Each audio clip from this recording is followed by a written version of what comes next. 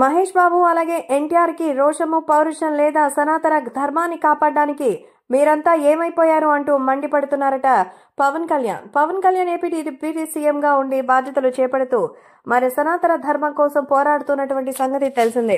తిరుమల లడ్డూ ప్రసాదంలో ఉపయోగించే నెయ్యి మరి జంతువుల కొవ్వుతో తయారు చేయబడిందని తెలిసి ఇంతటి నీచానికి పాల్పడినటువంటి వాళ్ళపైన తగిన శిక్షలు వేయాలని కోరుకున్నారు. ఇప్పటికే దీనిపైన మరి సిట్టింగ్ ఎంక్వైరీ వేసి అదంతా నిజమేనని, జంతువుల అవశేషాలైతే ఉన్నాయంటూ చెప్పారు. మరి అంత తక్కువ రేటుకి ఇంకెంత నెయ్యి వస్తుంది, మరి దీనికి ఎంత రాద్ధాంతం చేయాలా అంటూ కొంతమంది చెప్పితే నిజంగా తాన్ని చాలా చాలా దారుణమైనటువంటి పరిస్థితుల మధ్య మన హిందూ ధర్మాన్ని పరిరక్షించుకోవడం భగవంతుని ప్రసాదం. అది కేవలం ఒక హిందువులైనా ప్రపంచవ్యాప్తంగా ఎంతో మంది స్వీకరిస్తారు.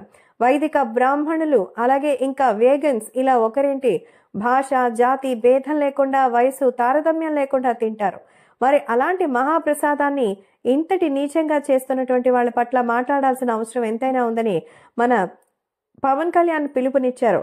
సో ఆయన నిన్నటి రోజున విజయవాడకి సంబంధించి కనకదుర్గమ్మ వారిని దర్శించుకుని తర్వాత మెట్లు కడిగి పసుపు రాసి కుంకుమ బొట్లు పెట్టిన తర్వాత మీడియాతో మాట్లాడుతూ ప్రతి ఒక్క హిందువు బాధ్యత ఇదని, మన సనాతన ధర్మాన్ని కాపాడుకుందామంటూ మరి ఆయన పిలుపునిచ్చారు. సినిమా హీరోలు దీని గురించి మాట్లాడాలనుకుంటే నిరభ్యంతరంగా మాట్లాడండి, మీ వెనుక మేమున్నాం, అంతేకాని మరి దీని గురించి ఎలాంటి పక్షంలోనూ జోకులు వేయకుండా మిస్లీడ్ చేయొద్దని అంటూ మరి పవన్ కళ్యాణ్ గారు కోరారు. ఒకవేళ మీలో మాట్లాడాలనుకుంటే మీకు సపోర్ట్ చేస్తాం, అంతేకాని దీని గురించి జోకులు వేస్తే మాత్రం మరి అసలు బాగోదని, ఇది మన పరువు మనమే దిగదార్చుకున్నట్టు అవుతుంది అంటూ మరి ఈ విషయాన్ని గురించి మన పవన్ కళ్యాణ్ చెప్పారు.